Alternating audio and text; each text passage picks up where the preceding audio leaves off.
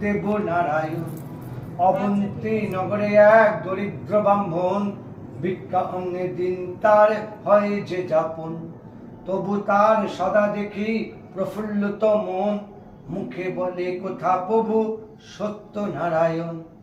একান্ত নিষ্ঠা দেখে নারায়ণ পথে, পথের মধ্যে সাধু বেশে দিলা দর্শন।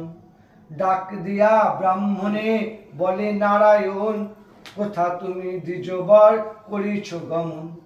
দ্বিজ বলে অবন্তীতে করি আমি বাস, অতি দরিদ্র আমি ভিক্ষা মাত্র আস।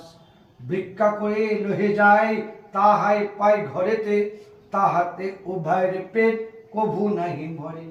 ইয়া শুনে শোনো দ্বিজ সত্য নারায়ণ, আমি হই শোনো দ্বিজ সত্য নারায়ণ। আমারে পুজিলে দুঃখ হবে নাশ, অভক্তিতে পুজিলে হবে সর্বনাশ।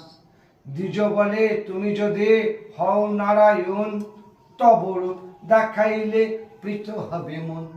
নারায়ণ নিজ রূপ করিল ধারণ, জন্ম নিত পুণ্য ফল দেখিল ব্রাহ্মণ। ইন্দ্র আদি ধ্যানীগণ যে পদ না পায়, সে পদ দেখিল দ্বিজ অমনি হেলায়। শঙ্খচক্র গদা পদ্ম চতুর্ভুজধারী, কৃত দেশে প্রীতম্বয়ে যায় বলিহারি। ভাবে গদ গদ দ্বিজ নেত্র অশ্রু ঝরে, অচৈতন্য হইয়া পড়ে ভূমির উপরে। চেতন পাইয়া দ্বিজ চরণ ধরিল, কিবা গুণ দেখে দিলে দিলা দর্শন। মৃদুহাস্য হেসেন কয়েন সত্য নারায়ণ, অবতীর্ণে কলি মোর কাঁদে মোর প্রাণ। কলির জীবের লাগে কাঁদে মোর প্রাণ, তাই রূপ দেখিল দ্বিজ অমনি হেলায়। যাগযজ্ঞ ক্রিয়াহীন দেখি কলি কালে, আমায় পুজিতে নাহি কিছু জঞ্জালে। কাষ্ঠসনে অভ্রবস্ত করিবে আচ্ছাদন, চারিপাশে পুষ্পমাল্য করিবে রচন। রাখিবে গুণাক পান তাহার উপরে, ধূপদীপ নৈবেদ্য নানে থরে থরে।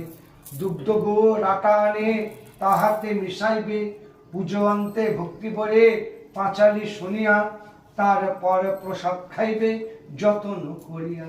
অশান্তি অরিষ্টি ব্যাধি যাবে সকল ছাড়িয়া। এত বলে নারায়ণ হলেন অদর্শন, পঞ্চবাড়ি গেল দ্বিজ ভিক্ষার কারণ।